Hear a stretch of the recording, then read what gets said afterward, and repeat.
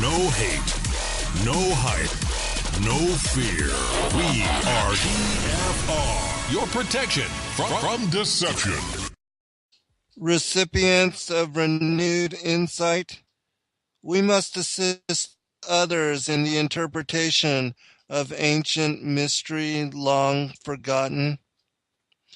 Forbidden knowledge written off as fairy tale by modern skeptic, steeped in the facade of evolutionary myth. We are the new seers, long awaited for by world, fated to return for the promised unfolding of prophetic day and age, the culmination of all forbearance. We are to lead those seeking guidance in understanding to sunset, revival, renewal. Bring them to remembrance on who they are, what roles they are to play in the grand unfolding of the end of days. The kingdoms of this world have become the kingdoms of our Lord. Welcome, friends. I'm your host, Zen Garcia. This is Secrets Revealed here on Truth Frequency Radio. And I thank you for taking the time to join both Kathy and I tonight and this evening as we discuss all things esoteric and trying to help you to make sense of the illusion parading as reality. And so with that, Kathy, are you here, sister? I am. Hello.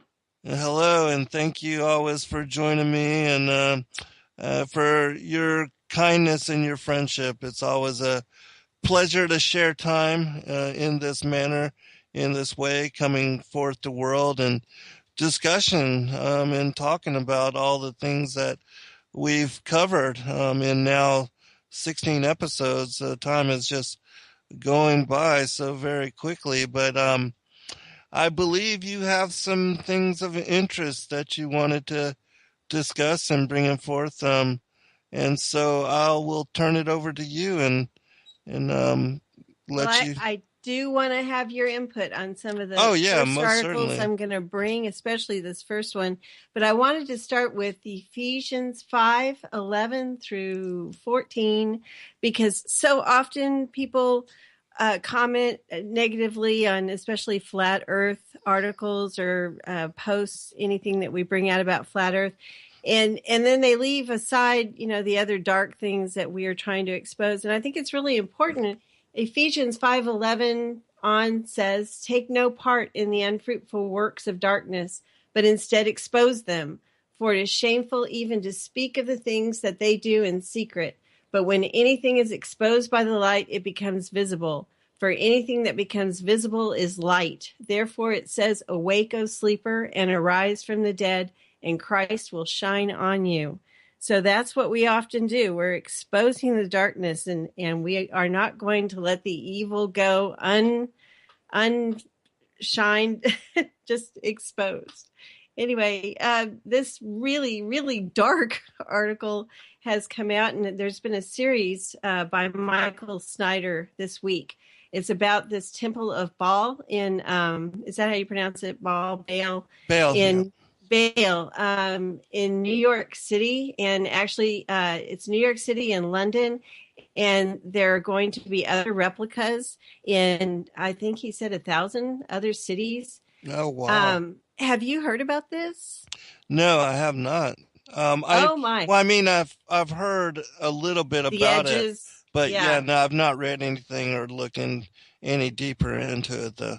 Well, I thought I'd read you a little bit about it, and Rob actually put out 2 videos today. One's about an hour, and another is a 2.5 hour. I listened to the first one, which it was great.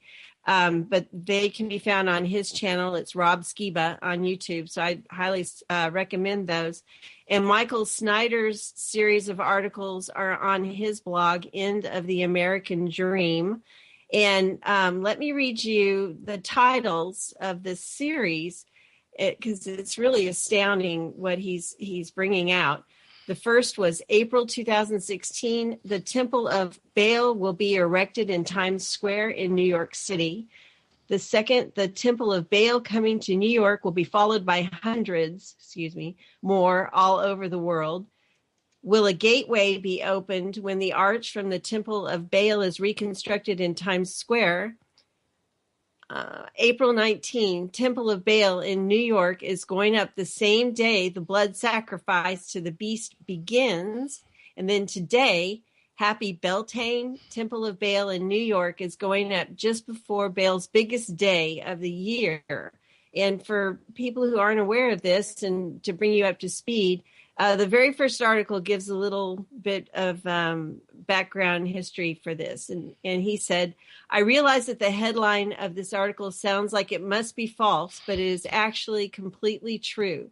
The Temple of Baal, also known as the Temple of Bel, was a world-famous landmark that was located in Palmyra, Syria. In August 2015, this temple was destroyed by ISIS, and most of the world recoiled in terror at the loss of a so-called cultural heritage site.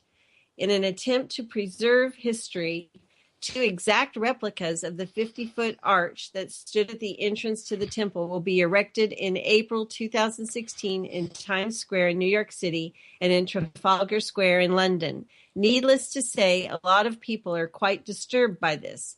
In ancient times, child sacrifice and bisexual orgies were common practices at the altars of Baal. And now we are putting up a monument of worship to this false god in the heart of our most important city. When I first came across this story, I could hardly believe it, but this is not just some internet rumor. And this was from the New York Times. And then I'll finish.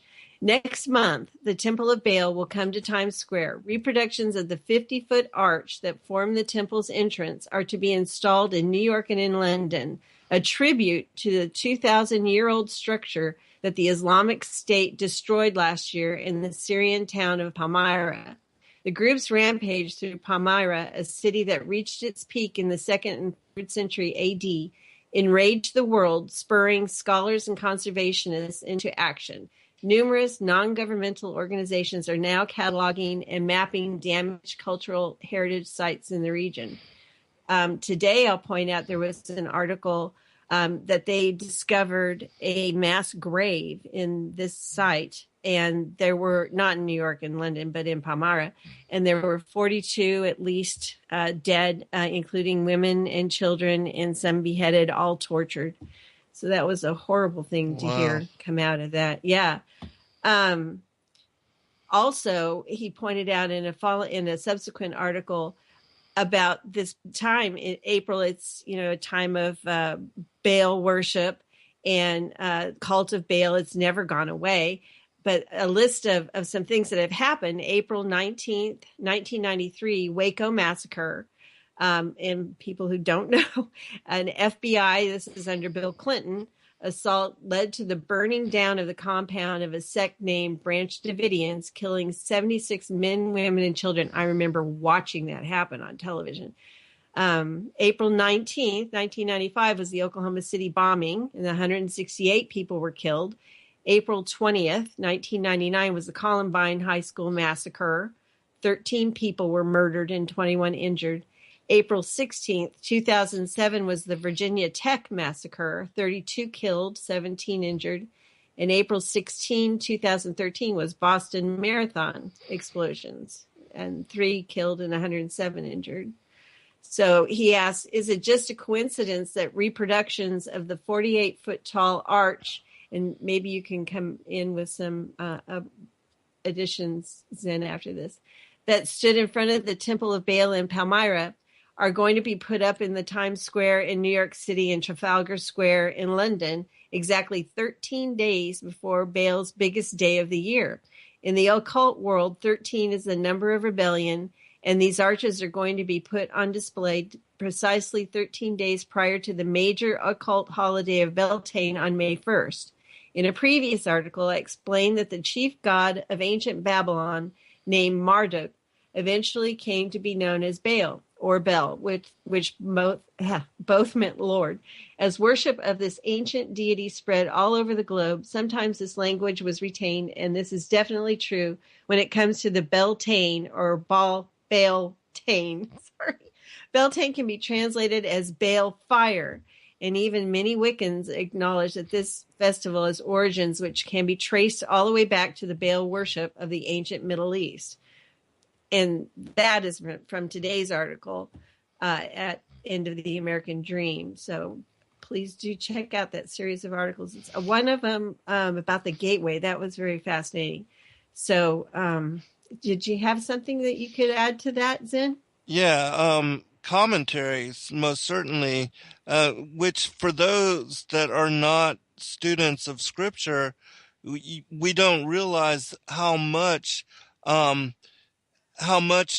the pagan nations and these pagan cultures, the ancient Egyptians, the Babylonians, worldwide, how much the establishment of altars and sacred places like groves and, altars and high places, sacrificial altars, how much that was reason for the Most High to separate Israel and to establish them as his chosen people in order to combat these pagan cultures and civilizations that did worship and practice really abominable things like child sacrifice and offering children on the heated up altars like Moloch and the statues that were made of bronze, and how they would have their hands out and they would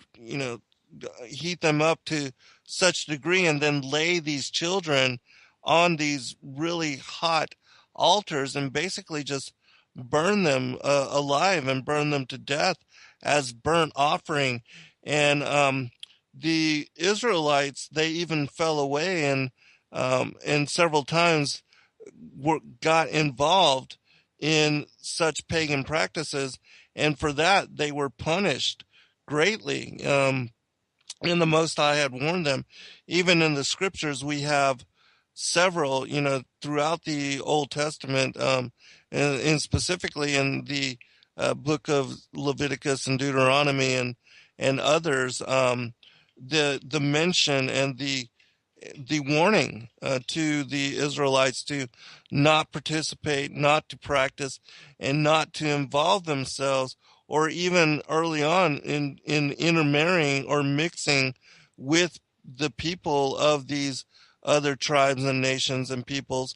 And every time they did, they would be excluded, and also would be largely punished. And so much so that, the Most High would not even allow Israel to come into the Promised Land until those that were basically holding on to the Egyptian from being intermingled and intermixed through the 400 years of bondage and assimilation with Egyptian practices and pagan worship, to not inherit the Promised Land until all of them had died off. And then, with the new generation being raised that was witness to his relationship with Moses and the people directly, that he allowed them and raised them in purity to then inherit the land, the Promised Land, and took them into Canaan, and allowed Joshua and all the people to basically to slaughter and to wipe out the giants and the giant tribes and the peoples that were mixed with these sons of Anak, to wipe them out and to decimate them, and even told them to not spare any man, woman, or child, unless they, like leaven, would then basically corrupt Israel in intermingling with them. And we saw that did indeed happen. And then even after the people that were witness to the direct relationship with Yahweh Elohim, the Most High, and that saw the great and miraculous things that he did for them in leading them across the Red Sea, in parting the Red Sea and allowing them to cross over on dry ground. And people don't even realize that act was really repeated when they crossed over the River Jordan and entered into the Promised Land, that the waters were also stood up and parted, and they were allowed to cross over on dry ground.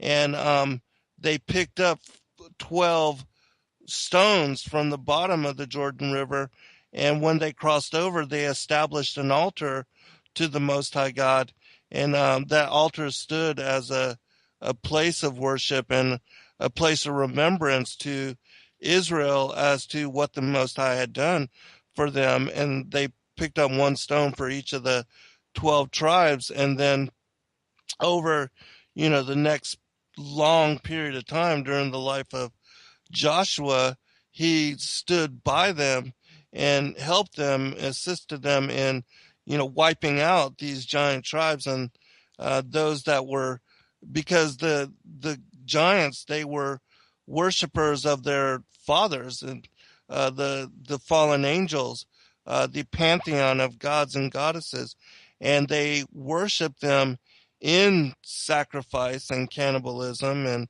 also with the drinking of blood, and also these mass orgies, these orgic feasts, and just rampant sexual abomination.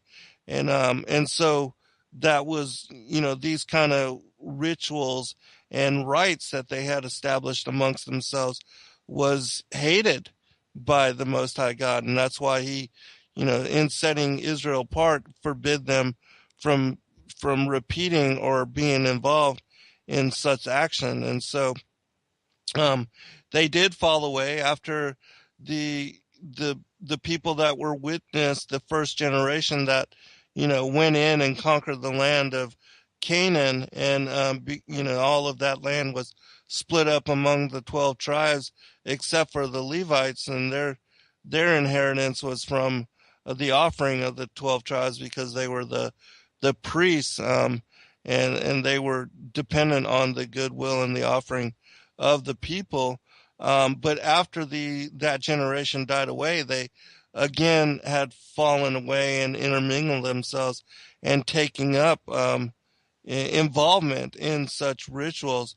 And the Most High had warned them, even told Moses, and he prophetically warned them to not fall away, just as Enoch had warned the sons of Adam to not go the way of Cain, and yet they knew that they would. And same thing happened. Only Noah and his family were of pure in his generations, and that's why they were spared. But after Israel conquered the land of Canaan, they also fell away, got involved in pagan ritual, especially the sons of Esau, him taking on pagan wives, also the sons of Ishmael getting involved in these pagan practices and offering sacrifice of their children to the gods of Moloch, and the worship in the groves and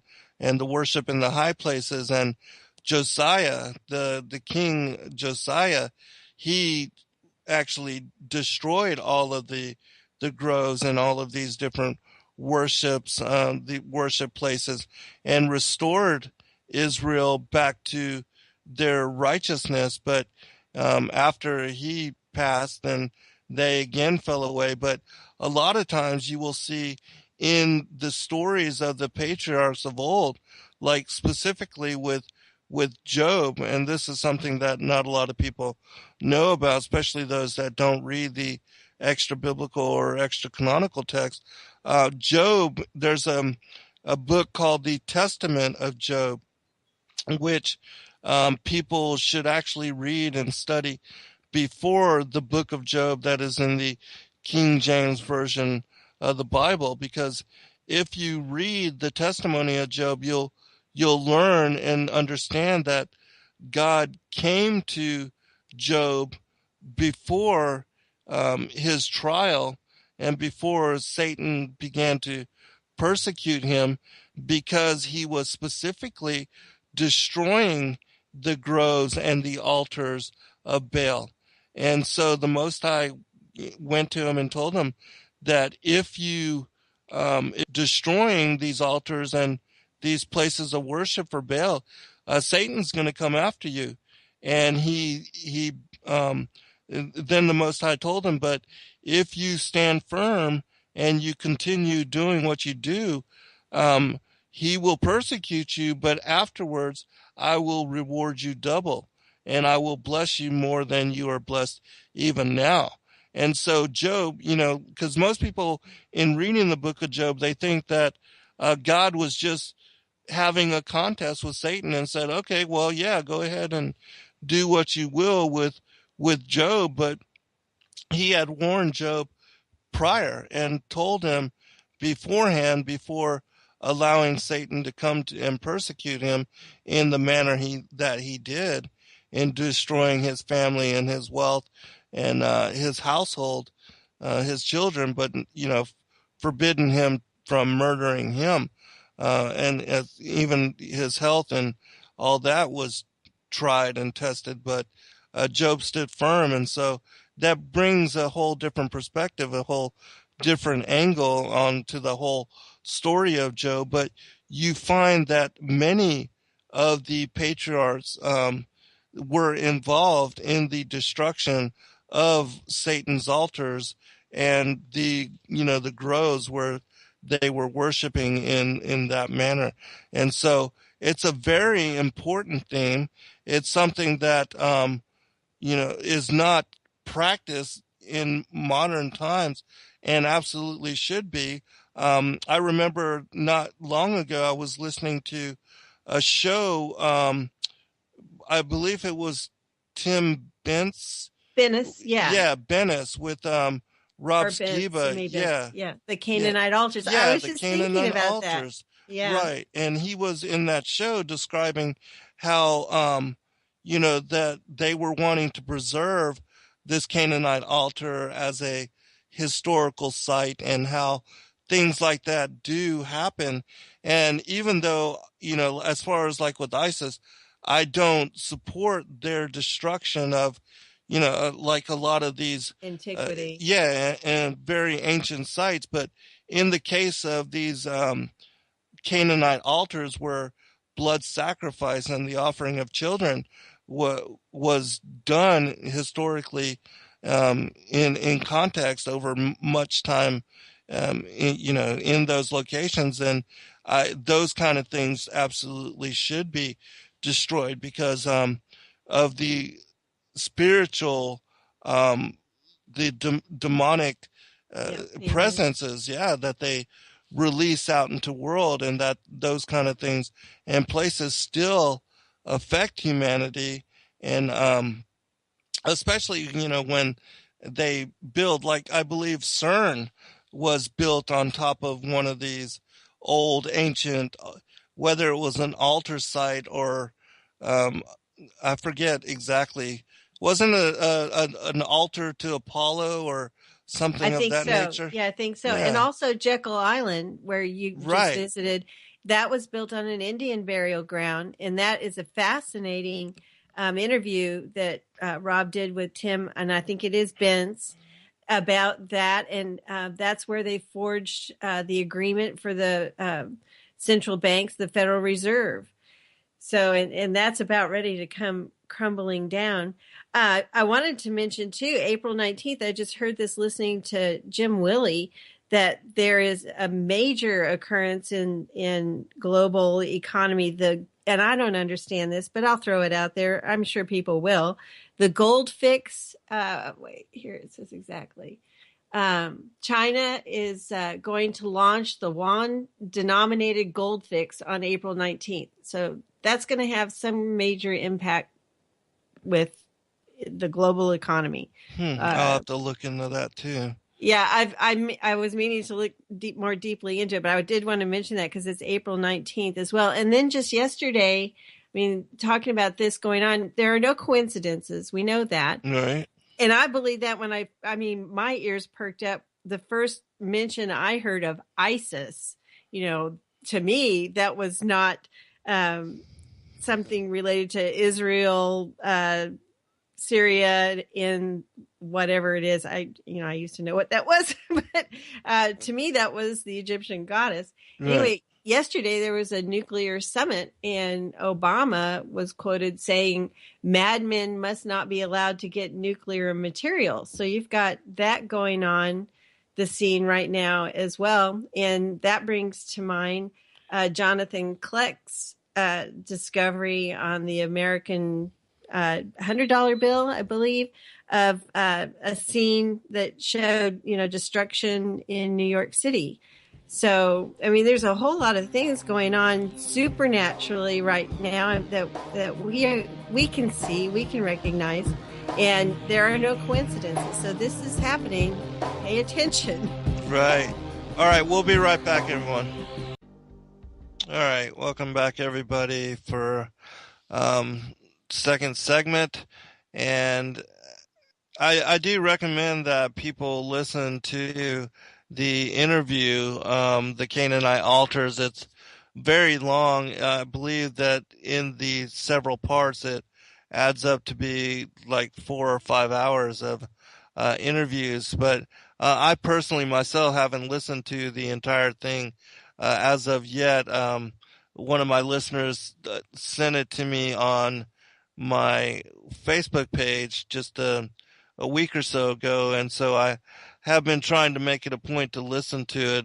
But what I have heard is absolutely fascinating so far, and people should be aware, as far as how to deal with these altars and these kind of sites, because it was so very important within the Word, and the Most High, told the patriarchs and prophets of old to do these kind of things, to destroy these kind of altars, and also the people that were involved in such worship. But let me turn it back to you, Kathy. Okay, let me add to also on the currency. There's also a decipher or decoding of the currency that Jonathan Kleck, he has a YouTube channel, did with the Hoover Dam. There's a lot of stuff that you can find out about past events like Oklahoma City in 9/11, and then future events like the one I just mentioned about New York City, what you can see happening there, like a tsunami wave, nuclear event. So do check that out. I wanted to bring up a new blog that I've come across. It's called What Happened on the Flat Earth This Week. He's a busy guy, and it's WHOTFETW.com/blog. And there is a lot of really great stuff there. So check that one out. I don't know if you saw this one, but it's making the rounds right now. It's not flat Earth, but it's NASA's patented fake sun. It's a video that this person put out early last month. There's documents showing the patent of a star, and it's very interesting. And that is, if you just search NASA's patented fake sun. Oh, actually, I did really want to get you the channel on that. I think it's Richie. Here we go. Richie from Boston is the name of the channel. And he has a lot of links to the documents on that. Any idea what that's about? Fake sun? Star. I watched it through once. I need to watch things through a couple of times to really grasp what's going on. I've got so much in my head. Yeah. So like I normally do, I'm the gatherer of the links, and I can point to stuff. Uh-huh. So I don't know what's really going on there, but it has to do with, he was talking about the chemtrails, and, there's a lot of talk that there's human bio mass that's included in the chemtrails. And, I don't know how that relates to the sun, but he was talking about a star that they had actually shown. Bausch and Lomb is involved as well. So I just point you to that. Go check it out. Rob Skiba mentioned it also on Flat Earth and Other Hot Potatoes. So I wanted to look at that a little bit more. I mean, these things is one rabbit hole after another, and I'm going down 15 at any given point in time. So I'm not doing anything special, but I just try and pull it together. Brian Mullen also came out with something, another thing that's above my pay grade, propulsion in space. And this is Balls Out Physics, episode 5. I watched that. Did you? Yeah, I did too. I really like the way he explains things, but still I'd have to watch it another time to get a handle on it. What did you think about that?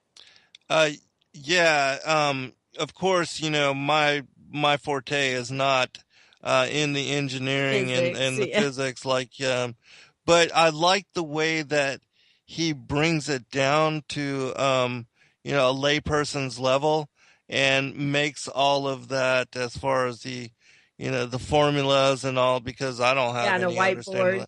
Yeah, and makes it understandable, at least graspable, for those of us that are not physically inclined in such manner. And I was actually thinking, of inviting him to be a guest here on the show so we could discuss some of the things that he is talking about. But I think it's fantastic that he is devoting himself to introspection in such manner and bringing that whole kind of scientific physics engineering angle to the discussion and to the deliberation, because we don't see a lot of that as far as the perspective of doing things in the manner that he's doing, and and he's has broad appeal to those that are similar to him in mindset, and he is forcing them to consider those things that he's bringing forth. And so I think that's absolutely fantastic, and that we need more of that as far as being a movement, to be able to not only appeal to those kind of individuals, but to get more of those kind of individuals involved with the discussion and the deliberation, to get them thinking about, well, why is it that, I support or believe in a ball earth or as far as a spherical earth?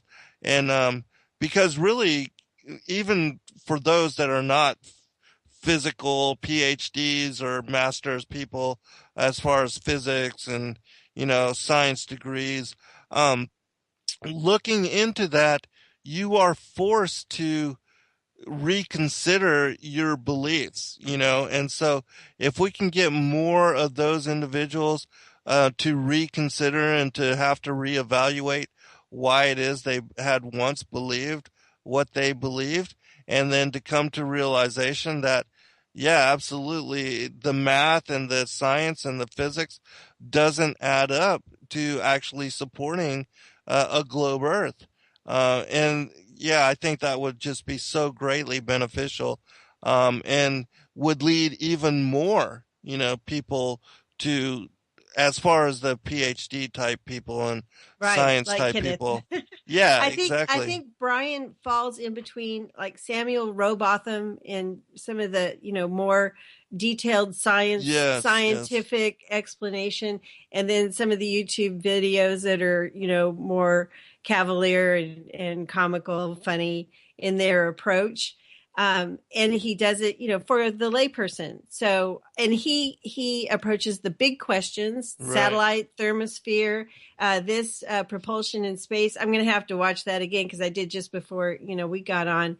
And he comes to the conclusion that, we're not living on a sphere, and there is no space like we know. And, I watch these science fiction shows, and they're always showing a rocket jetting off in space, and I'm thinking, how are they doing that? They're Yes. in a vacuum. Right. Explain this, and they treat.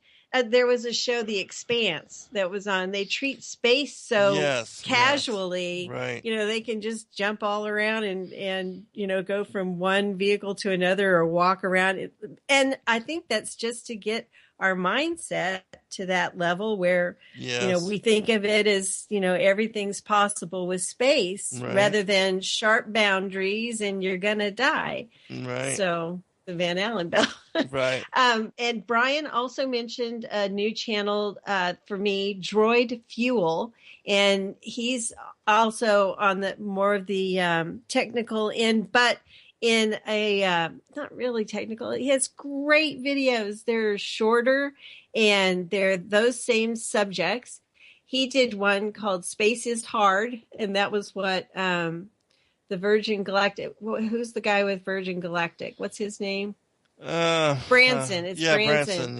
Yeah. He ends with Space is Hard, and that's why they haven't been able to do anything in 16 years, but they're cash rich. Hey. Right.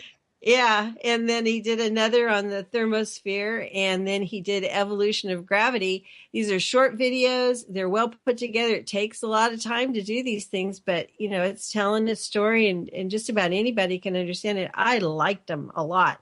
So I highly recommend Droid Fuel, and look at all his stuff. Let me see. Another one, Chris Rock, who I like, he did one, satellite hoax, ground-based technology.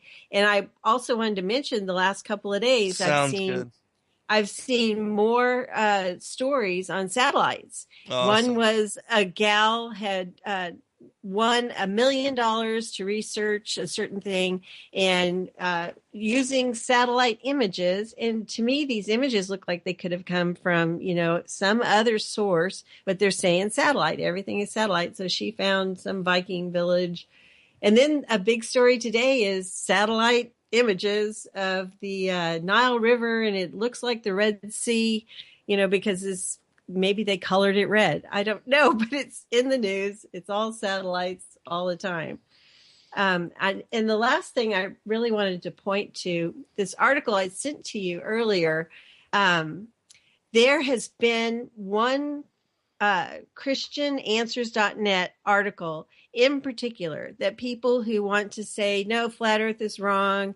It's, not supported by the Bible, and this is why, and then they send you this. And it's one I found early on, and it really kind of got me going because I was picking it apart. Normally, say you encountered flat earth 5 years ago and said, well, I'm just going to figure out what's up with this. And of course we would have ignored it, but this kind of article would have popped up.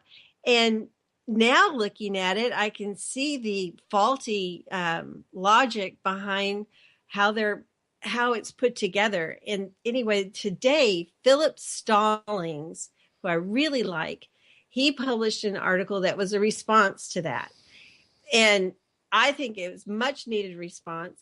ChristianAnswers.net does the same thing that others do, and they approach it with the mindset that we live on a globe, we live on a sphere. I had looked yesterday, I wanted to see how someone would approach Joshua 10 and with the sun and the moon standing still. And I found an article at blueletterbible.org, and they did the same thing.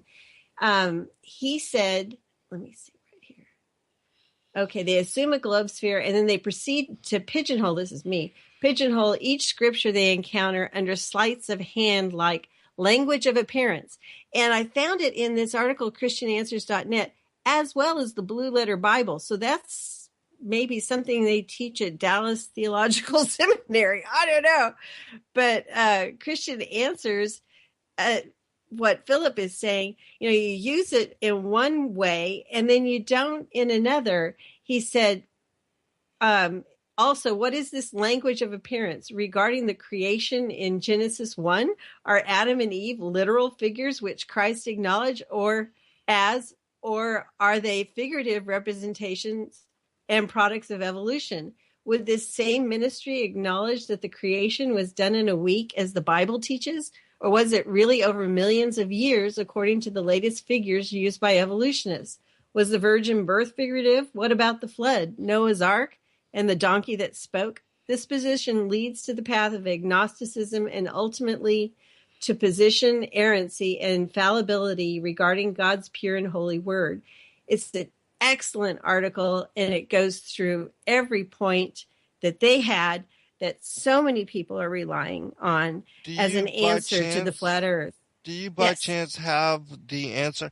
And also know, Kathy, that we're in no rush. If we have to, continue on in the next segments, that we will do so. But do you by chance have the answer that the blueletterbible.org and the other one as to how they explained the sun standing still? Because, I covered that in my book, and I talked about how it doesn't make sense in the heliocentric worldview, because the Earth would have had to have stopped in its spin on its axis in order to prevent the sun from going down. But go ahead, please. Well, I'll tell you why I was looking for it. I was listening to a particular person that a lot of people listen to, and another who is a big Planet X, 7X, there's the answer, researcher, and just casually saying, and then the earth stood still, or the earth stopped. And no, Joshua didn't say that. So I was looking this up, and immediately I found this, and this is just one paragraph of it, but it's responsive to what you asked. And he said, Joshua had no idea that his command slowed down 6.6 sextrillion, you gotta love that number, tons of spinning gravel and water to give Israel victory over her enemies. But Joshua did know something that God had revealed to him. Over 3,000 years ago, he said something that would have met the approval of today's scientific establishment. His command in the Hebrew language was not, sun, stand thou still, but sun, cease acting, or sun, stop working. It was then that the gravitational pull of the sun affected the earth. It was then the earth began to slow down and the day was lengthened. That's his answer. It's a long article, but there's a lot of stuff, I'd be throwing things at the monitor over. Anyway. There's just, gravity and then 6.6 sextrillion. There's all these things, and there's just no critical. Well, that's the way they all think. You and I are the odd ones, hon. Yeah, I know. I would like to see him try to explain the sun going back 10 degrees on the sundial in Isaiah chapter 38, because that one is even more complicated, because according to the heliocentric worldview, the earth would have had to have stopped and then gone back, spun the opposite direction, and then stopped again, and then commenced in regular spinning on its axis, spinning in the way that it normally does. And so all of that jostling would have created, just massive repercussions here on the earth, earthquakes, pole shifts, if that were possible, which it's not on. How they address that? They go through these gyrations of how it wasn't the earth standing still, or how it wasn't, I'm all mixed up now, how it wasn't the earth standing still. Is that right? Yeah. Okay. The earth wasn't moving. Is that what you're saying? Yeah. As far as keeping the sun from moving or going back on the... Exactly. They go through all of that, but then when they come to the point that you just brought up, they say, well, if you believe in God, then he can do anything. Right. And I think that's how they did that here in this article at Blue Letter. So I'll be sure to send you that one.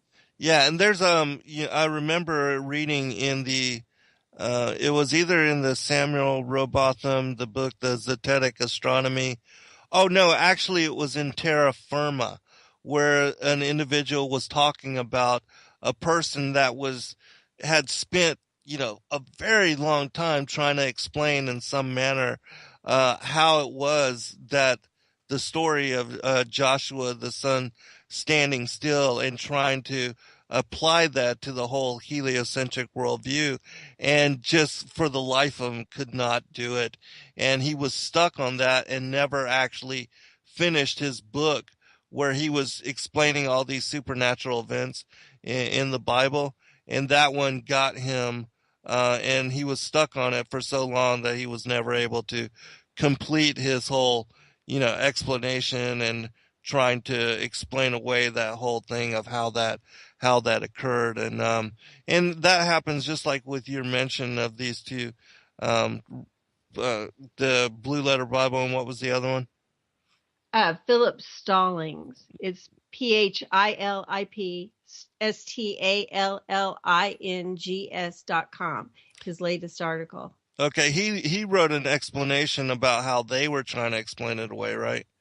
Yes. Okay, yeah, and yeah, so many people, even like when we were discussing this on Facebook, that guy, Right. Peter, and how he tried to explain this the same way. And, he sent me a link to Chuck Missler, a video that Chuck Missler had done. And I guess he never even watched the video because there was no explanation about this. Just Chuck Missler had, mentioned it in the video that he had done. But of course they can't explain this away because it just does not make sense according to the heliocentric worldview. You can't, if the earth stops, there's going to be massive repercussions, tsunamis, tidal waves. If it going from 1,038 miles per hour, in spinning on its axis to a complete stop in order to prevent the sun from going down. There are going to be massive, massive consequences for such, for that happening. And yet there's nothing like that mentioned in the scriptures other than the sun stood still and the Israelites were able to complete their slaughter of the giant tribes that were in the land of Canaan.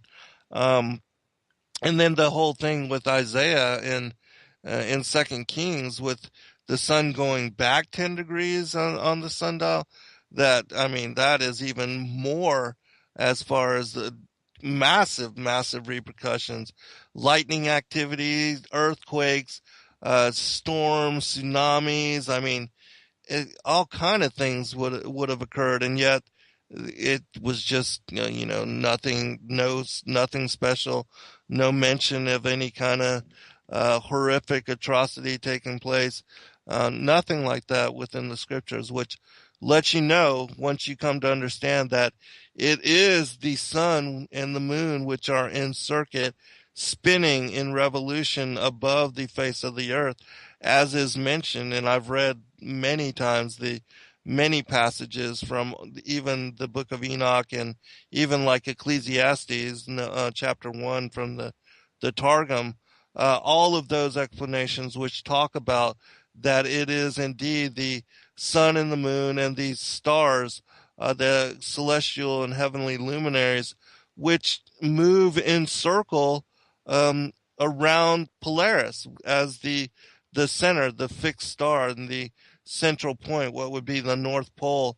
of the heavenly luminaries. And so, which the way the stars and the way that the star trails on time-lapse photography showing all the heavenly luminaries moving in circle around Polaris, all of that also is confirmation as to the circuits that the sun and the moon and the stars move in. And it shows us exactly what is happening, how they move, and how the Most High has established the heavenly luminaries in the firmament above the foundation of the earth as moving in circuit and circle like that. And so it's just visual confirmation of what we are talking about, and even what has been stated in scripture with Joshua, and also with Isaiah and the sun going back 10 degrees on the sun. This was included in his article. You might find it interesting. It's a newspaper clip from San Francisco Call dated August 20th, 1893. And it's entitled The Shape of the Earth, Chicago Herald. As to the shape of the earth, the scientists differed. Of course, in extreme antiquity, everyone who thought about the matter at all believed the earth to be flat. Homer evidently regarded it of comparatively small extent, and he thought the ocean a wide stream which flowed around it. Of course, in his time, the earth was supposed to be the center of the universe, and the sun, the moon, and the stars were supposed to be large balls of fire a few miles up in the air, attached in some mysterious manner to the walls of the sky, which walls revolved around the earth, taking the stars with them. You're talking about the constellations, reminded me of this little clip. I like that. That's different. It reminds me of something that Stephanie had posted on my wall, which I'll read when we come back from the next break. And it was a quote from Tesla, and he was talking about the Earth and the stars and stuff as well. And also, I'll try to pull up that passage from 1984 talking about O'Brien. Do you happen to have that quote available? Do you know what I'm talking about? No, I don't know what you're talking about. Okay, well, I'll see if I can find that as well while we're on the next break. From 1984? Yeah, the book 1984. What is the quote? Something about, the way that the stars are. I'll look for it. Okay. All right. Hold on, Kathy. Stay with me. All right. Welcome back, everybody. A couple more things that I want to talk about. And I'm going to send you, Kathy, the link to a video that Jaron had did where he talks about the quote that I'm going to be reading from 1984. It's a very, very interesting passage.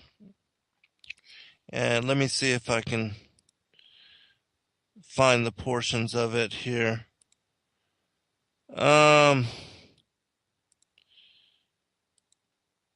it's kind of a long quote, so let me see if I can find the beginning of it. Okay. It says this. This is from 1984 by George Orwell. But how can you control matter? He burst out. You don't even control the climate or the law of gravity. And there are diseases, pain, death. O'Brien silenced him by a movement of his hand. We control matter because we control the mind. Reality is inside the skull. You will learn by degrees, Winston. There is nothing that we could not do. Invisibility, levitation, anything. I could float off this floor like a soap bubble if I wished to. I do not wish to because the party does not wish it.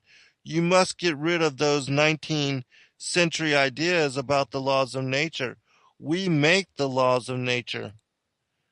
But you do not. You are not even masters of this planet. What about Eurasia and East Asia? You have not conquered them yet. Unimportant.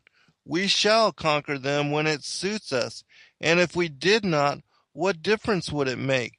We can shut them out of existence. Oceania is the world. But the world itself is only a speck of dust, and man is tiny, helpless. How long has he been in existence? For millions of years? The earth, it was uninhabited. Nonsense. The earth is as old as we are, no older. How could it be older?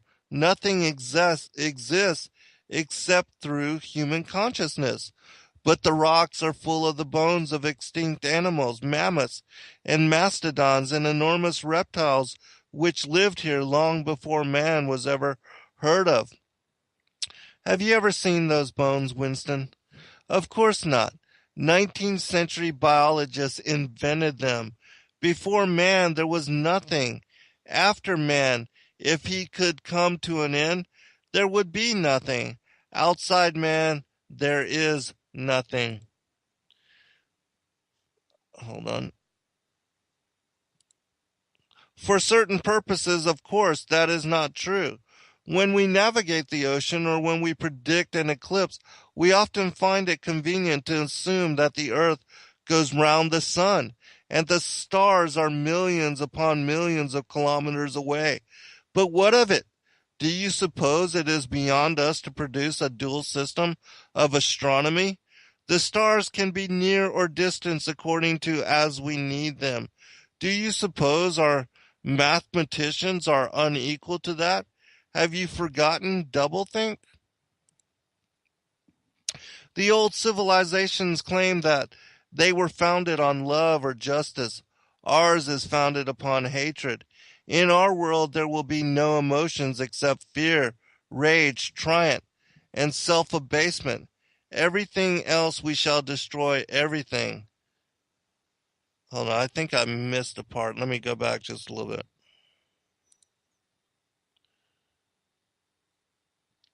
Oh, wait, no, I didn't. I'm sorry. Okay. Everything else we shall destroy, everything. Already we are breaking down the habits of thought which have survived from before the revolution. We have cut the links between child and parent, and between man, and between man and woman. No one dares trust a wife or a child or a friend any longer. But in the future there will be no wives and no friends.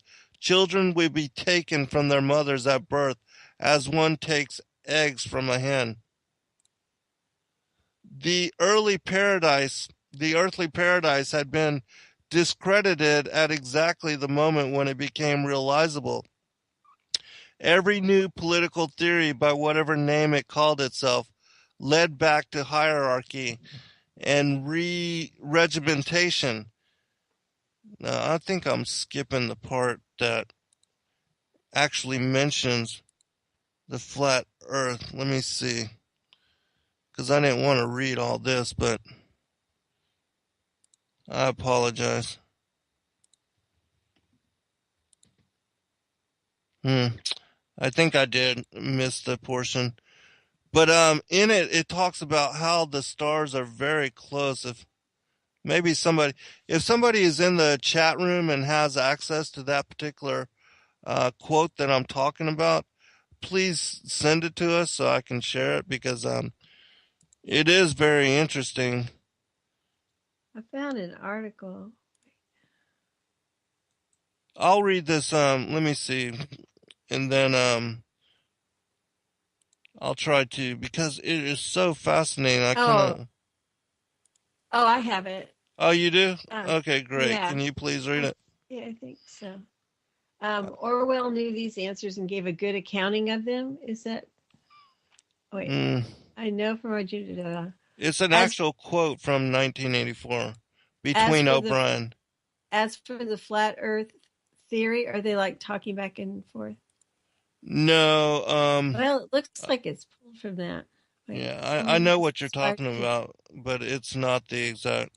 That's not thing. Okay. Yeah, because it's this is George Bernard Shaw. Oh. Yeah, that's a different thing. Looks like a good article. Yeah. Okay, well, I'll just read this thing from Tesla, and hopefully when I can locate it, we'll post it or share it the next time, because I wasn't ready, but it's a totally interesting account of what we're talking about, and maybe I'll be able to locate it. But let me find the passage as far as Tesla that my friend shared. I gotta go to my Facebook page. The video that you were talking about, just in case someone wants to look that up, it's from Jeranism. It's titled "The Truth of Flat Earth in 1984" by George Orwell. Yeah, I haven't watched that one. I'll have to watch that. Yeah, it's and I believe it was Jaron that I heard talking about this particular quote, and I have an image of it. I'll try to find it maybe in the next break and share it with people. But here's the Nikola Tesla quote that was talking about the same kind of stuff that we're speaking on. Earth is a realm. It is not a planet. It is not an object. Therefore, it has no edge. Earth would be more easily defined as a system, environment. Earth is also a machine. It is a Tesla coil. The sun and the moon are powered wirelessly with the electromagnetic field, the ether. This field also suspends the celestial spheres with electromagnetic levitation. Electromagnetic levitation disproves gravity because the only force you need to counter is the electromagnetic force, not gravity. The stars are attached to the firmament, which I've been working on my latest book, which is one of the reasons why I don't, listen to other people's works or, other radio broadcasts because I'm so busy with my own stuff. But I'm working on a book about the firmament, and in talking about the Genesis, the order of creation, um, it mentions that the firmament was created on the second day. Of course, the earth was created as foundation for it. The firmament was fitted to it and spread as curtain above and abroad it. And it has solidity. The firmament is the dome casing of it, the vault of the sky. There, it's solid. And in the ancient Hebrews, when they speak of the firmament, they are implying that it has a solid structure. It's a solid structure and has, firmness. Even the word firm as part of firmament speaks and implies being solid, and that the firmament essentially split and divided the waters above from the waters below. So in what you were talking about with Brian Mullen in his latest video, I believe it's number 5, that he did on propulsion, he talks about how in the heliocentric worldview and the postulations which are put forth by the astrophysicists and NASA and science is that space is a vacuum, and that all of a sudden the atmosphere somewhere just ends as far as being above the earth. There's all these different layers, the thermosphere, the ionosphere, and all the other ones. I don't even know all the names of them. But at some point, the air and the molecules that create the atmosphere, they just end, and that there's no, what creates the separation between the vacuum in space and then the air of the atmosphere, and the way that Brian was talking about that the space being a vacuum, it sucks out, or it sucks is what he said. And of course he was it was funny in the way that he brought it forth, but he was talking about how the reason that propulsion or jet propulsion, the reason that it can't work is because the whole basis of it, like a garden hose, with that has a spray nozzle on the end of it, is that the spray nozzle funnels the water into a smaller hole, and the velocity, because you have all the pressure of that water being funneled into a smaller and channeled into a smaller hole, it has greater velocity, which causes the water to spray out further and faster. And he says that the jet engine is built upon the same idea, that it funnels the air, and the air intake, it sucks the air in, pushes it and drives it into a smaller area, a smaller hole, which then creates the propulsion for the engine to lift, the plane into the air. And that's the way jet propulsion works. But if you had this kind of same thing, which they say that these are the kind of things that are attached to the space station, to these space shuttles, and to all of the rockets, which are, are up in space. They use these jets, these. Then Yeah. I just looked this up, and I can't believe this is how they explain it. This is from Live Science, and they explain how Yeah. rockets propel. Rockets and engines in space behave according to Isaac Newton's third law of motion. Every action produces an equal and opposite reaction. When a rocket shoots fuel out one end, this propels the rocket forward. No air is required. Okay. That answers it. When a rocket shoots fuel out one end. Have you seen that happen? I mean, I see that on the cartoon images they show or TV shows. Right. That doesn't even make sense. I expected to see, because I see a lot of people explain there's something that they do, but it doesn't explain it like that. And this is from Live Science. Yeah. That doesn't make any sense to me. But of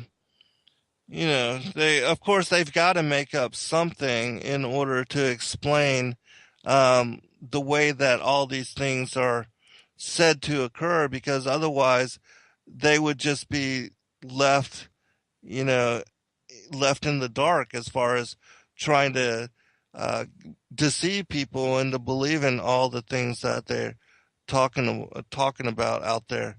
As to being able to go to the moon and all the things. Well, we sure do accept a lot of things. Oh yeah, absolutely. At their face value. I mean, there are so many things, and that's why people find it so hard to believe. And I understand that, but every single rabbit hole I go down, that there's a big lie on the other end, and I'm back to the Bible's true. Right. Oh, hey, without the machinations of men. Pardon me. Go ahead. Right. I was just gonna say I think I found that quote that I was talking about from O'Brien, but let me finish just talking about what as far as what Brian Mullen said about the jet propulsion and why he doesn't believe that it would work, is because he said that space as a vacuum, it sucks. So that if the jet propulsion, with the way that the jet's supposed to work in pushing out the airflow, or in the case of a rocket engine, with the thrust from the fuel which is being burnt, and it's changing it, I guess the flame that's coming from the rocket, that is what creates the thrust. But anyways, in either case, as soon as the rocket, the flame from the rocket which is creating thrust, or the propulsion which is coming out of the jet engine, that instead of going in a straight line out of the exhaust and driving the space vehicle forward, it would immediately be sucked into all directions, and it would not be able to create lift or propulsion in one direction, because as soon as it left the exhaust, it would be sucked into all directions. And so it wouldn't be able to control it, and it wouldn't be able to channel or to force, to be able to direct the energy in one direction, so that the space shuttle could, or whatever, craft, could be guided and directed in that way. But anyways, it doesn't make sense that even with the way that they talk about how the atmosphere has nothing keeping it contained, it should just be sucked out into space. But it's only because of the dome, with the firmament, that the atmosphere is able to that we are able to have an atmosphere, and that it is protected from the waters above. Because otherwise, in my opinion, it would be like we're in an aquarium, and that everything would be water, because there's waters above and waters below the firmament, and the earth was separated from the waters below, and the mountains were lifted up out of the waters to create the dry land, and then the atmosphere was put into place above the earth and within the enclosure of the firmament. And so it's like a snow globe, that's been created. Like if they were to create a underwater base, that it would have to be created in the same way. In my opinion, that creation was created by the Most High, because we are surrounded by water. There is no space, like a vacuum of space, like what science tells us, but there's waters above us and there's waters below us, and then the earth and the atmosphere that was created because of the firmament being put into place. I did find what it was that I was looking for. The question was, how does rocket fuel burn in space without oxygen? And I was just saying vacuum. And the answer is rockets for outer space carry their own oxidizer. That's the answer I've seen given. Yeah. Okay. Well, yeah. So that would be a question for Brian. And right. Do you recall? That's a good idea. Uh-huh. Yeah. Let's contact him. You'd mind contacting him? Sure. And ask him that question, and then invite him to come on the show with us. Okay. Okay. Great. And I'm going to go ahead and read this passage. I believe this is the one that I was talking about. It says this from 1984. This is the portion that I wasn't able to find earlier. It says, "But the whole universe is outside us. Look at the stars. Some of them are 1,000,000 light years away. They are out of our reach forever." And O'Brien says, "What are the stars?" said O'Brien indifferently. "They are bits of fire, a few kilometers away. We could reach them if we wanted to, or we could blot them out. The earth is the center of the universe. The sun and the stars go round it." And that's from 1984. Interesting quote, though, nonetheless, huh? It said stars are bits of fire. Yeah, I'll read it again. Yeah, that was in that newspaper clipping I read too. Oh, really? Stars were supposed to be large balls of fire. Right. Yeah, and that's actually in the part before this one. But let me see if I can find that part too. I liked how it said, while walls revolved around the earth, taking the stars with them. That was interesting. Okay, I'll just read that last paragraph again. It says, "What are the stars?" said O'Brien indifferently. "They are bits of fire a few kilometers away. We could reach them if we wanted to, or we could blot them out. The earth is the center of the universe.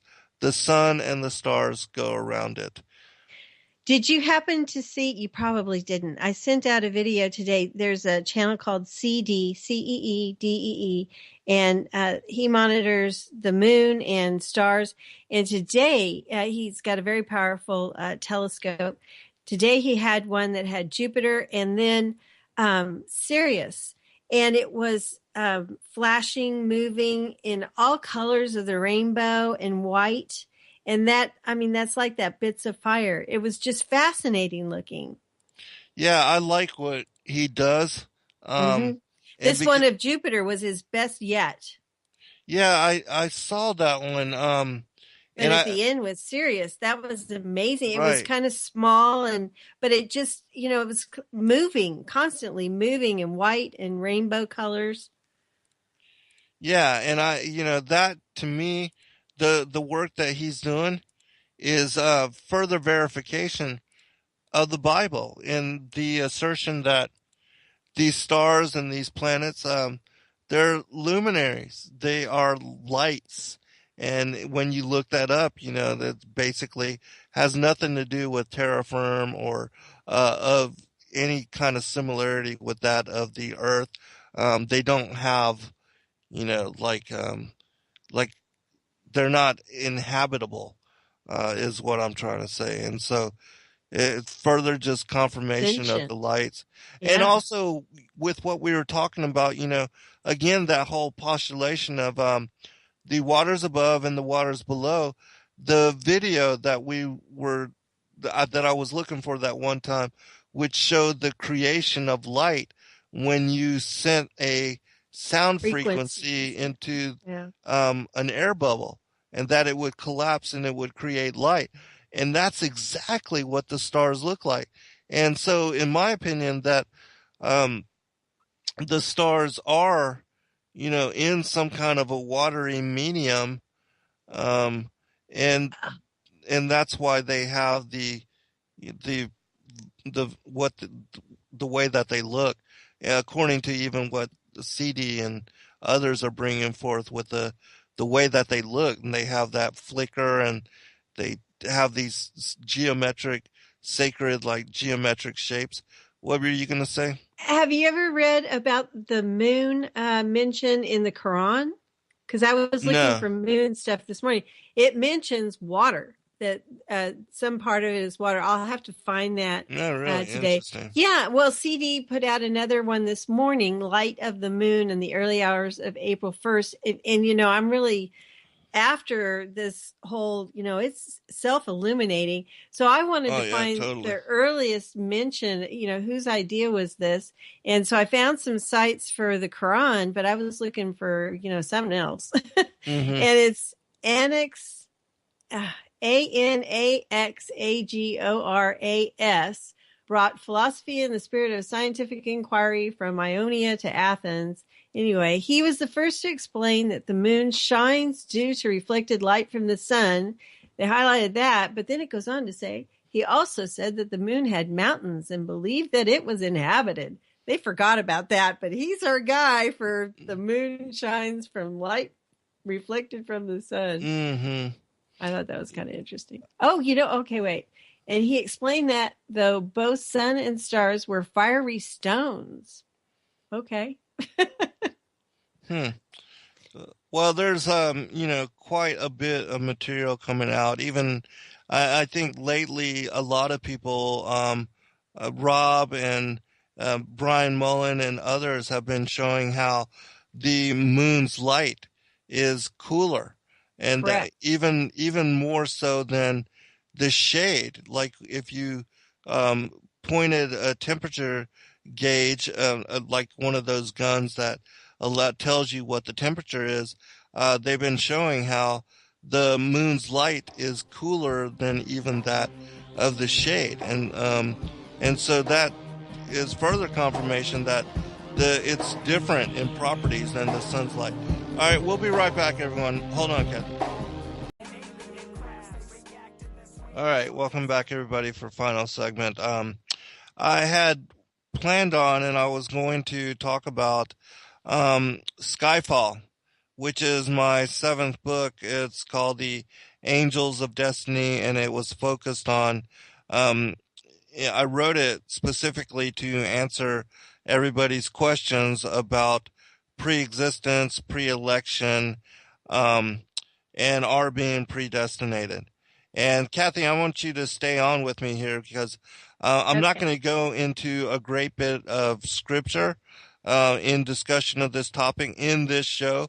I do promise, especially for those that came here and were expecting me to talk about this particular issue, I will do so in a follow-up broadcast. I did not want to skip over the news because those things I consider to be important, and I also think that the segments that I do with Kathy on current news and current events is very important in keeping the show dynamic. And so I appreciate everybody, those of you being patient with us, and also in listening to us in our discussions of particular topics and issues which are connected to the things that we often do talk about in different parts, different shows.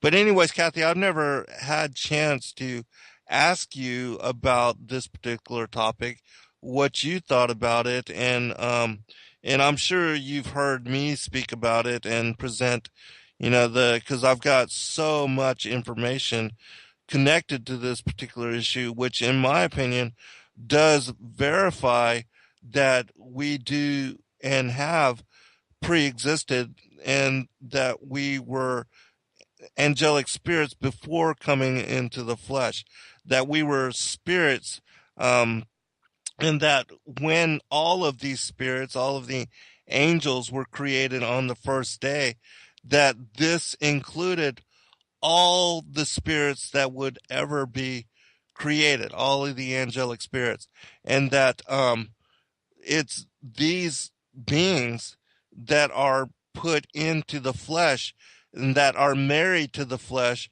when conception occurs. When the parents, human parents, mother and fathers, the sperm and the egg unites and they start splitting off into cells, that the spirit marries the flesh and then occupies the flesh and holds the body as vehicle for the lifetime that it dwells within it. But I just wanted to ask you what your opinion was about pre-existent, what you thought about it, because I know a lot of people do believe that this is, only a Church of the Latter-day Saints belief, which I do think that the Mormons got it right in this case, but it's not just a Mormon belief, that it is also connected to the secret teachings of Jesus, and the show that I did this past Wednesday where I talked about all of the lost, forgotten, and forbidden books of the Bible.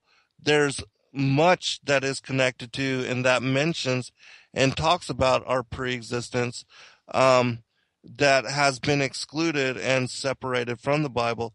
But that even in talking about this in my 7th book and as well as my 6th book, Sons of God, I established this premise from the foundation of the canon and then go into explaining it with the many other verses and passages and books that I found, which also support it as premise. But anyways, I do think what you said right there at the end about establishing it first from the canon, and then with the many texts that over time you have brought together, and then also leading from the first 2 books, it wasn't difficult for me to grasp, and throughout the times that I've been reading your books, I've had many moments of revelation. I've just, other than scripture,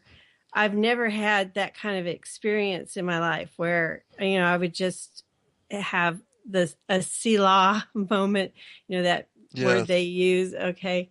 And I've never had a resistance, and that's true of flat earth too. Mm-hmm. I'm sorry. I had something funny, but it brings it just makes sense. It answers the final questions that I might have, that, at time, throughout my early walk with the Lord, I didn't ask those questions. You go through the Western church in America and you don't ask any of the big questions. You're fed milk and you stay on milk through your life. The only reason I think that I went anywhere deeper was I started praying for meat, and I got it. Yes. But I tell you, your books answered the questions I hadn't even asked. It's like, Jesus singing the world into creation, the angels watching it and how they reacted. All of those things were so amazing to me. And then Skyfall is the culmination of this is who we were. And that, that God knew us, that he wanted us reconciled to him. And then this was the plan. And he knew, it's history. It's the entire thing pulled together, tied up in a bow by Zen Garcia through his dedication. And I'm so blessed by it. But, I see a lot of people who are resistant, but they don't know. They haven't looked at it. They haven't listened to a video or a program. It's like on the flat earth, there's just this natural, I say natural, but it's something human, fleshly resistance that you don't know and maybe you don't want to know. I don't know what Right. it is where I would be different and you would be different, where we would be welcoming to that. I think maybe it has something to do with, all of that you've been teaching. And I'm grateful that I don't put up that resistance, but Yes. bless her heart, my mother, who's in the next Right. room, she would be aghast if she knew Right. what we were talking about. Right. You Right. know. So, and I love it. I mean, there have been times that when I've been reading, because I kind of go through them, and read them again. When I've been reading, and I just think, how have I been so blessed to be privy to this information, to, that God would allow me and show me all of this that has to do with his creation. Because I believe that what you've brought forward is truth. Okay, maybe we're all wrong, but it makes sense to me. It makes sense in my common sense, physical way, and it meets me in my spirit, and I know it's truth. So, but when I meet the Lord and he tells me, when I learn, because I feel that there is so much that we're going to realize at that time that, Yes. oh, right. Now I see, that makes sense, of course. So, I just feel really blessed to have the information now that I have and can share with others. And, I see a lot of resistance, and it's sad. I wish people would like Proverbs 18:13 says, to answer a matter before Yes. take the opportunity that it's there. It's a shame that your show doesn't get listened to more. And there are a lot of people that do, but it's a shame that there aren't a lot of people that know this. Yes. Some I of agree. the people that have followed you and that, comment and that I see in different places talking about your work. I mean, they absolutely love it, and they've gained so much by it. And so I'd really encourage people to see if, what they think, to actually get the books and read the books and see what you think from there. Yeah, because I know that I'm certainly not, I don't align with all of the mainstream um, teachings that the things that I've come to learn and share as revelation are completely outside of the box, and they're a lot of what I teach is not well accepted or well studied, well understood. Like and I take it all from the canon as foundation, as I said. And just to give people example, um, I'll share one aspect of my seventh book, Skyfall, the Angels of Destiny, where it talks about the um, Jacob I loved and Esau I hated, and how, in my opinion, this can only be explained when you understand that we were and have pre-existed, and that how we were during our our first incarnation, our first and former estate, is how and what determined our election for this lifetime. And so I'll read two passages real quick, and then we'll talk about this. And then I'll do a follow-up show where I bring out all of the passages that I have which talk about this as premise. It says this from Malachi chapter 1 verse 2. I have loved you, saith the Lord. Yet ye say, wherein hast thou loved us? Was not Esau Jacob's brother, saith the Lord? Yet I loved Jacob, and I hated Esau, and I laid his mountains and his heritage waste for the dragons of the wilderness. Whereas Edom saith, we are impoverished, but we will return and build the desolate places. Thus saith the Lord of hosts. They shall build, but I will throw down, and they shall call them the border of wickedness, and the people against whom the Lord hath indignation. Let me read one more passage, and then we'll discuss this and how it is that the Most High could hate Esau. All right. It says this.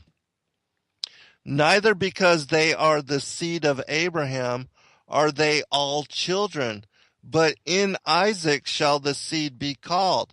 That is, they which are the children of the flesh, these are not the children of God, but the children of promise are counted for the seed.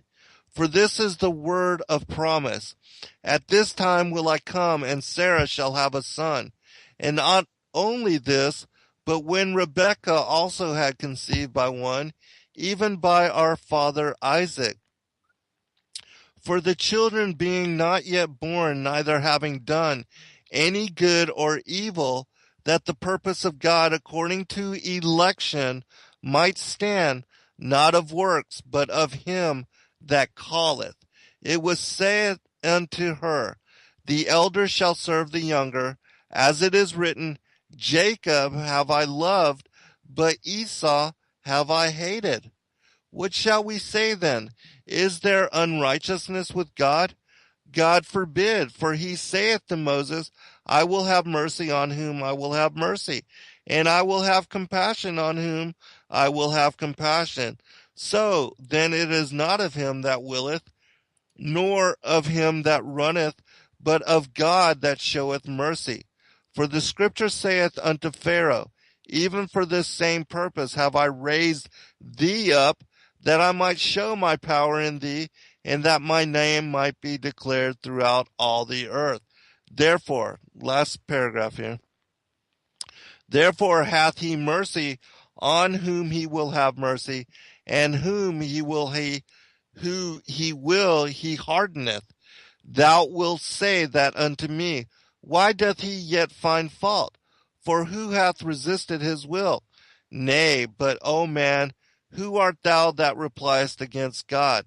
Shall the thing formed say to him that formed it, why hast thou made me thus? Hath not the potter power over the clay of the same lump to make one vessel unto honor and another unto dishonor? What if God, willing to show his wrath and to make his power known, endureth with much longsuffering the vessels of wrath fitted to destruction, and that he might make known the riches of his glory on the vessels of mercy, which he had afore prepared unto glory, even us whom he hath called not of the Jews only, but also of the Gentiles, as he saith also in Osee, I will call them my people, which were not my people, and her beloved, which was not beloved. And so this distinction between the children of promise and the children of perdition goes all the way back to the enmity between the seed of the woman and the seed of the serpent. But even that, the enmity which would take place between these two bloodlines, these two seed lines, it has its roots, its foundation in the war in heaven. And this is the aspect that most people are missing and do not understand. And this is what determined our election. And that has to do with that we pre-existed as angelic beings in our former estate before the war in heaven. And that division, the war in heaven, and how people acted and whom they sided with, that is what determined election and whom and what we would incarnate into when we came into flesh form. And this is why Esau was hated. When he was not yet even a child, they had not yet even been born into world. How could God, a loving and a compassionate, a merciful, all-knowing God, hate a child that had not yet been born and that had not yet committed any kind of sin or done anything to deserve his wrath? As it says, for the children being not yet born, neither having done any good or evil, that the purpose of God according to election might stand, not of works, but of him that calleth. And so, again, it is election that determines whether we are born seed of the woman or seed of the serpent. And that election, as I stated, has everything to do with our former estate and how we were in our previous being as, again, the sons of God. Let me get you to comment on this, Kathy, and then I'll read one more passage, Psalms 82, which, in my opinion, lays this down, in one single passage, the whole premise of election, predestination, and our former estate, and having fallen, just as Christ said, remember from whence thou art fallen. Kathy? So, the election, this was of our own will before the war in heaven. Yeah, election in, whether we fought for God or decided to join Satan, or as most of us did, because most of the angels just sat on the sidelines. Many believed that Lucifer would succeed in overthrowing God because his glory and his appeal was so great that the angels thought that he had absolutely the chance and the might and the authority to overthrow the Father and the Son and to assume their position as God, and then to make determination for what would happen according to creation. And so a lot of angels just decided to wait to see how the outcome, what would occur during the war in heaven, how it would play out before deciding who to worship and who to side with. And so that determined a lot of people's election for coming into the flesh now, because it's in the flesh during our incarnations into flesh form and living here in this time and this place now that we have chance again to redetermine what our allegiance will be, to either serve the Father or the Son. Except for this time, you cannot be lukewarm. You cannot sit on the fence, because if you do, you are counted with the wicked. If you just are sitting and riding in the middle ground, you're going to be counted with the wicked and spewed out of the mouth of the Son. Kathy? So, people who are Christians, like go to church on Sunday, I mean, they elected to come to this incarnation, but they are just not awakening. Is that what you would say is happening with them? Yeah, I would say that most, because again, even they're being born into flesh and having this renewed chance, the elect is but a small minority, and most will not succeed even in this incarnation because they do not prioritize the kingdom, and they're not choosing to live for or to awaken themselves to their reason, their purpose for being here in flesh form. And that's why it says away from me, you workers of iniquity, I know you not. When all of these Christians go up to Christ when he returns and say, oh, but Lord, I did this. I, fed the poor, and I clothed the homeless, and I did all these things in your name. And he says, away from you, you workers of iniquity, I know you not. Because most people are not prioritizing the kingdom. They're not living for their renewed chance of being in the flesh to determine their allegiance. And that's why they're falling short. They're just asleep. I mean, they're just lulled into a complacency. I mean, they read the word. They may read the word every day and read what you were just saying, but they don't accept it and believe it. It's like they don't believe the supernatural. They don't believe in, I mean, they talk about the power of God, but they don't believe the power of God. They don't act on the power of God. None of it is really impacting in their life. So, I mean, I try. They're just going through the motions. Exactly. Yes. Yes, and that would be the problem. And that's why you can't do that anymore, because if you just do that, you're not going to just get by. This lifetime is for reason and purpose. And that reason and purpose is to realign and, give our allegiance to the Most High God, to come to know His truth, to study His Word, and to understand our purpose for being here and what all of this is about. Because this lifetime and the trials of life, the duality, the tests, the trials, the tribulations of coming and being exposed to both good and evil, that duality, that is the test. And all of that is for trial of soul, trial of spirit.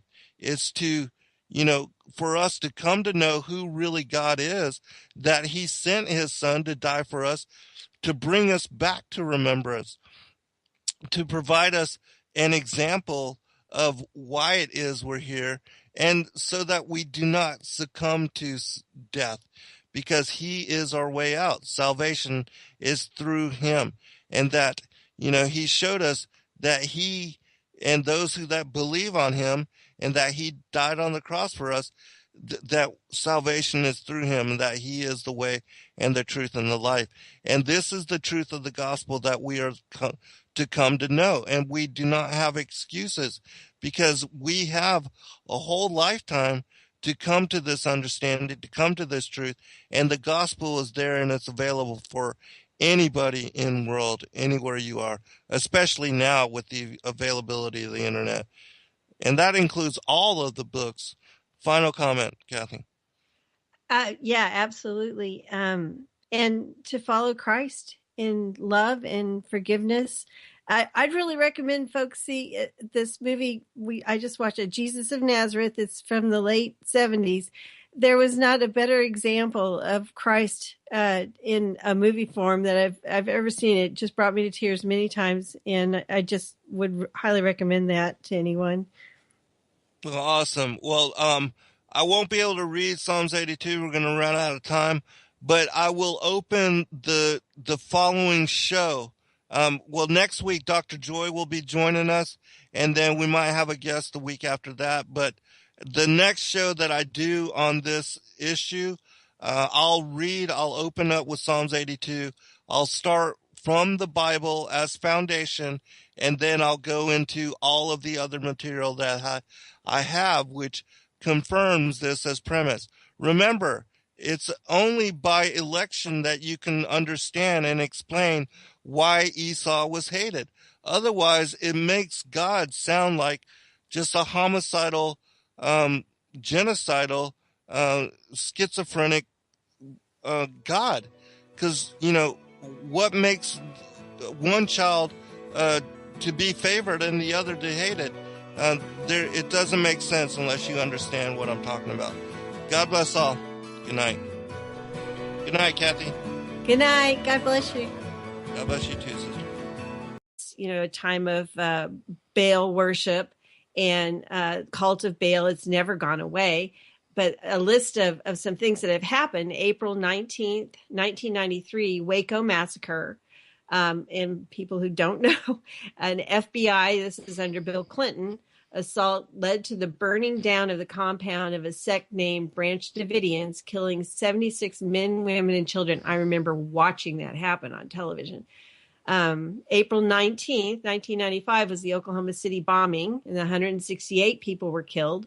April 20th, 1999 was the Columbine High School massacre. 13 people were murdered and 21 injured. April 16th, 2007 was the Virginia Tech massacre. 32 killed, 17 injured. And April 16, 2013 was Boston Marathon explosions, and 3 killed and 107 injured.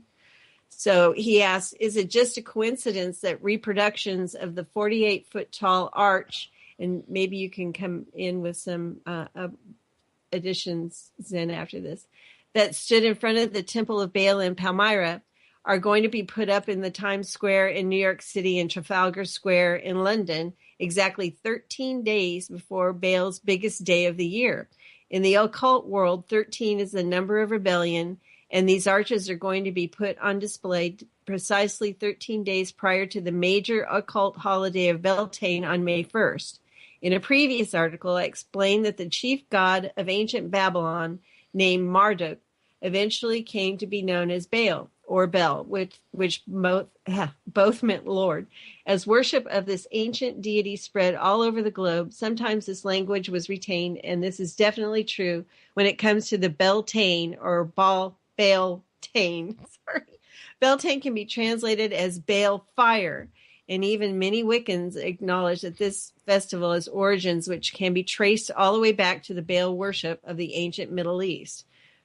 And that is from today's article at End of the American Dream. So please do check out that series of articles. It's one of them about the gateway. That was very fascinating. So did you have something that you could add to that, Zen? Yeah, commentaries, most certainly, which for those that are not students of Scripture, we don't realize how much the pagan nations and these pagan cultures, the ancient Egyptians, the Babylonians, worldwide, how much the establishment of altars and sacred places like groves and, altars and high places, sacrificial altars, how much that was reason for the Most High to separate Israel and to establish them as his chosen people in order to combat these pagan cultures and civilizations that did worship and practice really abominable things like child sacrifice and offering children on the heated up altars like Moloch and the statues that were made of bronze, and how they would have their hands out and they would heat them up to such degree and then lay these children on these really hot altars and basically just burn them alive and burn them to death as burnt offering. And the Israelites, they even fell away and several times got involved in such pagan practices, and for that they were punished greatly. And the Most High had warned them.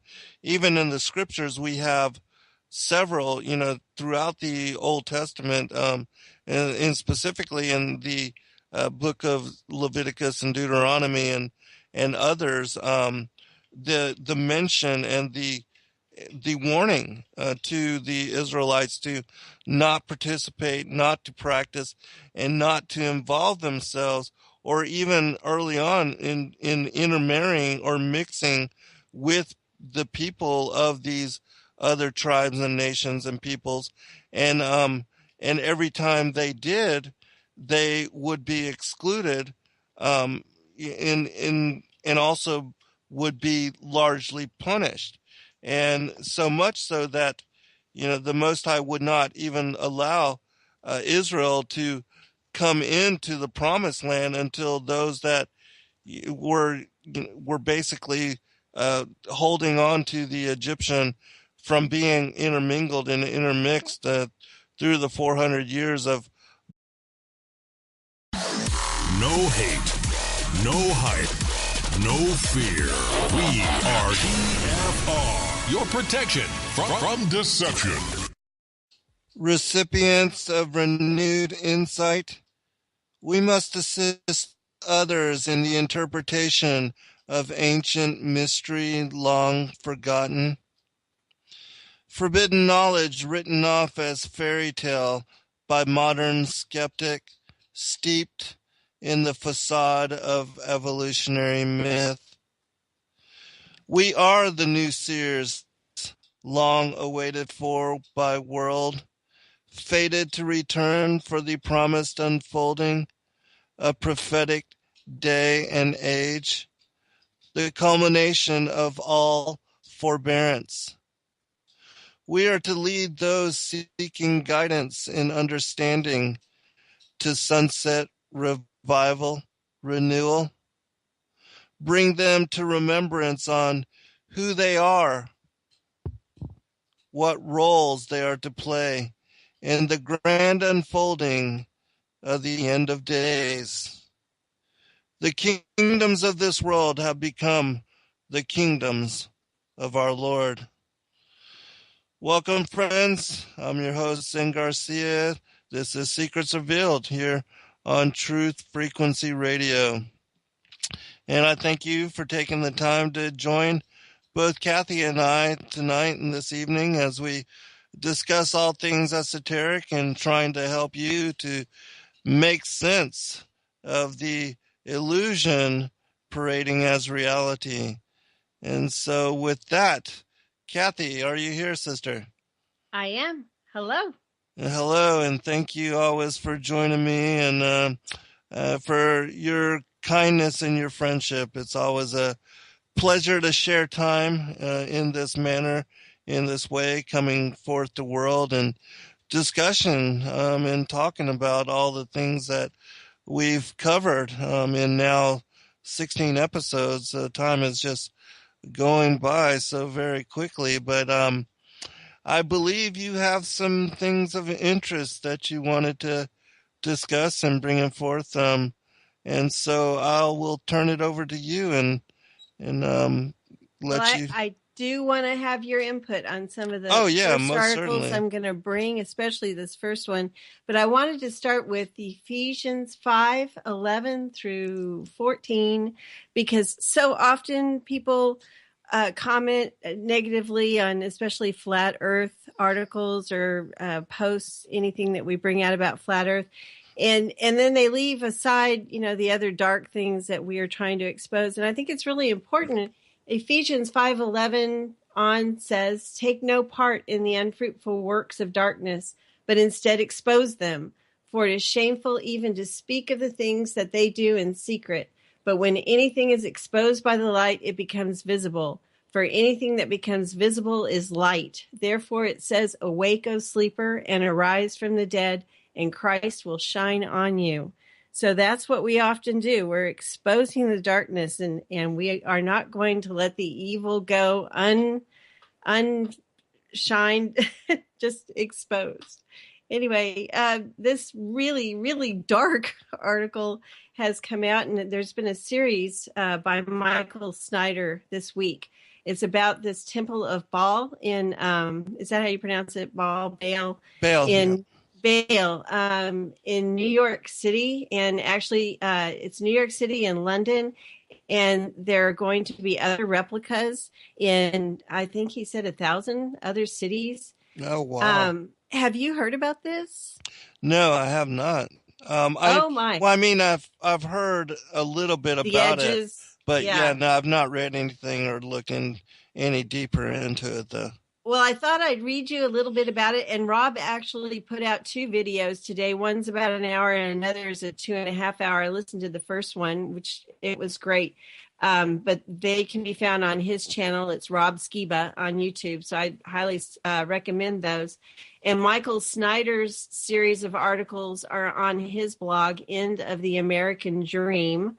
And let me read you the titles of this series, because it's really astounding what he's bringing out. The first was April 2016. The Temple of Baal will be erected in Times Square in New York City. The second, the Temple of Baal coming to New York will be followed by hundreds, more all over the world. Will a gateway be opened when the arch from the Temple of Baal is reconstructed in Times Square? April 19, Temple of Baal in New York is going up the same day the blood sacrifice to the beast begins. And then today, Happy Beltane, Temple of Baal in New York is going up just before Baal's biggest day of the year. And for people who aren't aware of this, and to bring you up to speed, the very first article gives a little bit of background history for this. And he said, "I realize that the headline of this article sounds like it must be false, but it is actually completely true. The Temple of Baal, also known as the Temple of Baal, was a world-famous landmark that was located in Palmyra, Syria. In August 2015, this temple was destroyed by ISIS, and most of the world recoiled in terror at the loss of a so-called cultural heritage site. In an attempt to preserve history, 2 exact replicas of the 50-foot arch that stood at the entrance to the temple will be erected in April 2016 in Times Square in New York City and in Trafalgar Square in London. Needless to say, a lot of people are quite disturbed by this. In ancient times, child sacrifice and bisexual orgies were common practices at the altars of Baal. And now we are putting up a monument of worship to this false god in the heart of our most important city. When I first came across this story, I could hardly believe it, but this is not just some internet rumor. And this was from the New York Times. And then I'll finish. Next month, the Temple of Baal will come to Times Square. Reproductions of the 50-foot arch that form the temple's entrance are to be installed in New York and in London, a tribute to the 2,000-year-old structure that the Islamic State destroyed last year in the Syrian town of Palmyra. The group's rampage through Palmyra, a city that reached its peak in the 2nd and 3rd century AD, enraged the world, spurring scholars and conservationists into action. Numerous non-governmental organizations are now cataloging and mapping damaged cultural heritage sites in the region. Today, I'll point out there was an article that they discovered a mass grave in this site. And there were, not in New York and London, but in Palmyra. And there were 42 at least dead, including women and children, and some beheaded, all tortured. So that was a horrible thing to hear come out of that. Yeah. Also, he pointed out in a subsequent article about this time in April, it's